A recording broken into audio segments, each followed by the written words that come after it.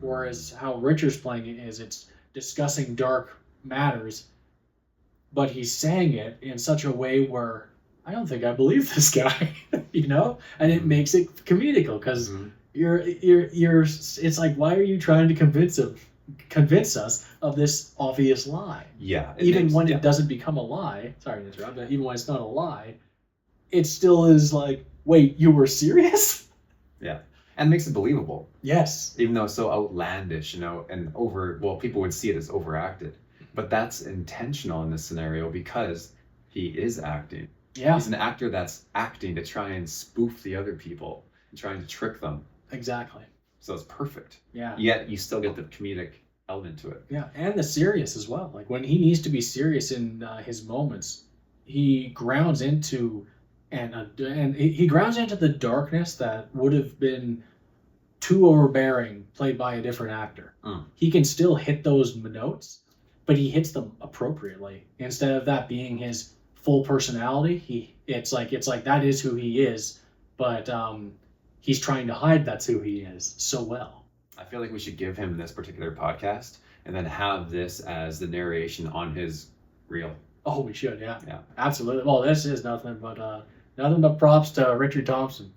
He is absolutely hilarious and just a brilliant actor. Because a lot of the things he's done within the movie, there's the odd time where I'll say, hey, say the line this way because I needed to.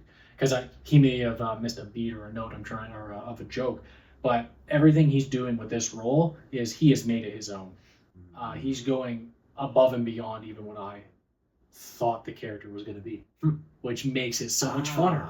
And that I can say that about everyone too. And like it's not because I don't want to just say it because like everyone who has been cast from all the main characters, the main five. Ooh, wow, are they good? My goodness, I'm so excited. I'm just gonna go off on all of them. I'm gonna come on them all right now. I'm gonna tell you why. Because Alistair Weir. Yeah. I always give him the most ridiculous, outlandish roles. He's always a goofball, and he does it so well. He plays the good, crazy, comedic guy. I said to him, I don't want that this role. I want you to do something different. I want you to be grounded, and you're the guy who actually, for the most part, sees through the BS. Like, you question it. You go along with it because you see your friends going along, and you're there to protect, especially Josh's character, your friend, but I want you to be questioning it the whole time, and he is knocking it out of the park. He is so grounded in this role, and I'm so proud of him because I always he's a great actor. I always knew he was, but I always wanted the more. It's funny when it comes to Claude Van, I'm always like, go nuts, go crazy, do your thing. With even within Things Get Better though, when we were when he was on the roof, I was like, yeah, go nuts, go crazy, have fun. But when we were in the scene in the park, I was like, be serious here, be sentimental. I want you to actually ground. That was the moment I saw. I was like, he is so much more. Yeah. He is so good. He grounded and had such a serious conversation in such a comedic moment with Zach. Oh yeah. It really hit. He has surprised me. Yeah. Because I know him. Yeah, his growth we've had a lot of conversations. So when you have a lot of conversations with someone, then you see them act. Since you know them, it doesn't really translate sometimes. And so at first when I saw his acting, it was like, yeah, it's all right. It's decent. It's a little over the top. I mean, no, I don't quite believe it. But now when I see it, I'm like, wow. It makes it so it makes Stan the Dealer so much more impactful, knowing that one of my favorites. Yeah, he's legit so favorite actors. That makes me so proud. I'm so happy for him. And Josh, there's never been a time that Josh is. I've always been impressed. He's just never not impressed me. He is such a good actor, and with this role that he's been given here. He's become a fan favorite. So many people. One of my favorites was I was watching with the lead actor Sleeps. I was watching the footage of the cabin scene with him, and the amount of times because I was watching with him over the phone, so we're just watching the footage together over the phone, and I just hear him go, Josh. And that makes me so happy because I gave Josh a very goofy. I usually give Josh more of he's the grounded character in the goofy world. I always give him a ground, whereas this one I kind of flipped it on him. I was like, all right, I'm going to give you the goofy guy. And he's hilarious. Yeah. He's so funny. He did make that flip. Because, yeah, you're right. He's very much usually the one who kind of brings normality to it. Like if there's outrageous characters, he's one like, okay, guys, like exactly, yeah. He's the one where the joke's either going over his head or he doesn't want any part of the nonsense. Whereas with this one, he's the guy who falls for it. Yeah. And he is falling for it in every way more than I could have asked him to do it. I think he'd make a great rom-com. Yes, he would. I'd like to see him in a rom-com. Yeah, he'd be a heartthrob. No, he would be excellent in any Hallmark movie. He would just do so well in that. But yeah, Josh is he's one of the most solid actors I know, but his performance in this has just made me so proud of him. Like he always does, but he always makes me proud. Not just this one. Because he makes me laugh.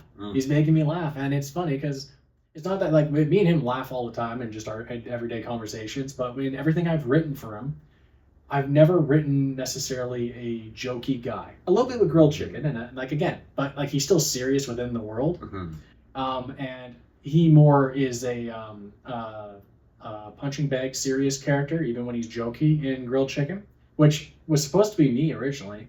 I was going to play that character, and then I decided about 2 months before production, I just wanted to focus on directing. It was too much. I was like, I'll just make myself one of the other side characters at the end of the movie, just because I want to be in it. And I was like, Josh, I want you to take the role, and he's like, absolutely. And again, best decision I ever made, because again, he did better than what I would have.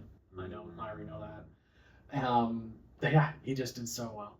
And then Sleeps. He is Hollywood material. Yes, he is A-lister. He's there's a reason he's number one, and because his presence, he doesn't have to be talking, and it's just his presence is felt. His opening was my favorite. Oh, it's beautiful, right? Opening. It makes you love him right off the bat. Right off the bat. Richard says when we came back from the break, or we're all watching the footage, and everyone's watching Spot, and Richard goes, he's like, Sleeps, you're adorable.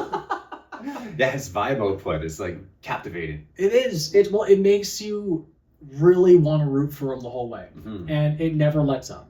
From the beginning to, we haven't filmed the end yet, but I know it will be the case. He is absolutely 100% the number one and for a reason. Like on the call sheet, and they're all main characters, but we follow Sleeps. He's the membrane fabric you follow through the story. And lastly, on to Maya, who has joined us onto this production. Most believable. She has seamlessly integrated with us. Yeah. I find her performances the easiest to be like, wow, this is a real moment. Yeah. Oh, she's so sentimental. Everything she has done, and I've asked her to do things just on the day. Like it was, I forget when it was. I think it was at the table read, but or maybe it was table read, or either way. She asked, because we're going to be in a bar, can I do karaoke? Because I told everyone I want to do a montage. And she's like, can I do karaoke in the bar? And I said, yes, absolutely. And that's when I decided, I have you talk about your dad. I have this song, Things Get Better. Let's integrate that. And make it into what it would be. And I asked you for the ukulele instrumental for it, but her just singing it without anything feels so heartfelt and somber. I like it. And it transitions into what's about to happen so seamlessly. Yeah. No, she has been nothing but a blessing when it comes to the production. She is also just a wonderful individual. She is so well spoken, and just like all of us together, it's so great. What an amazing casting crew. And I can't stress enough, Laurent, he is the DP, so talented. Natasha on sound, and everybody. It's just everybody. Synergistic. It really is. Casey did a great job making the prosthetics, and there's our special effects makeup artist named Julia Ho. Came across her just looking for a makeup artist. I was like, I need a makeup artist to put Bigfoot together. Got a lot of people hopping in, but we went with Julia, and she is just so good at what she does. She is the one who did the makeup on Gentry. We didn't talk about Gentry. Holy cow. Him as Bigfoot. How did he emote so well through that makeup? Yeah. He's just believable underneath the makeup. Yeah. Like, what a fun... Oh, man. I can't wait to get him back on camera. He has 2 more days in costume. I can't wait to get him back in. because he knocked down the park in those scenes he did. And also I got Mike Tillis. Have you ever met Mike Tillis? Okay, he's a good buddy of Alistair's, and he's done film and stuff, but he's an electrician now, doing very well. Doing very well for himself. Just got married, great guy. Him and Brandon, who I met alongside Maya on the short film that I did earlier last year. They've been the agents and the Yetis and stuff with me. And I want to talk about actors who are team players who are just there to have fun. Yes, those are the guys you want. They're so good. They're so just passionate and energetic and happy to be there. And they make characters that, if you were on like background on the major Hollywood sets type thing, sometimes you get to play some pretty cool characters, you get to dress up and everything. But then when they say action, you still kind of just, you do your bare minimum, even though you're in these cool costumes. These are the guys who your face isn't seen because you're under heavy makeup or you're under a mask, but you're still bringing life to a character. They're making the motions and the movements where they actually are fleshed out like pieces of the story. And you couldn't ask for better people to be a part of it. Andrew is the angry driver, just so funny. His little part in it. I got so many other people coming to cameo. Travis Turner being the guy to pick up sleeps at the airport. He's famous. Yeah. Oh, Travis Turner, Lil T. He is famous. He was big on, I want to say it's Nickelodeon or YTV, one of the kids stations. He was on a show for I believe 5 years, if maybe even more. Just like he was the lead big star. And he's in the new Final Destination movie coming out. Yeah. No, and just what a solid guy. Such a great guy. He was in Cloud Van as well, if you recall. He was the Wigmaster. Little T, I do remember. Yes. Yeah. Oh.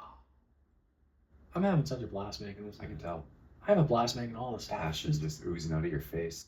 Just thinking back to everything that I've ever produced is just so fun. It's what I made to do. I made to create, and as long as I entertain, that's the big one at the end of the day.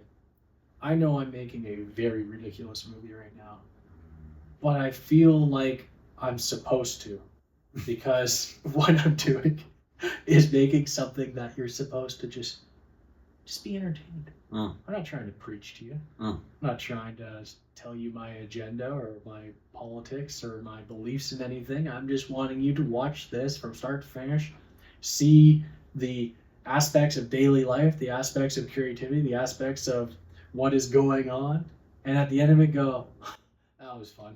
That was a good time. Like it's like, I turned my brain off for 2 hours because this movie allowed me to do it.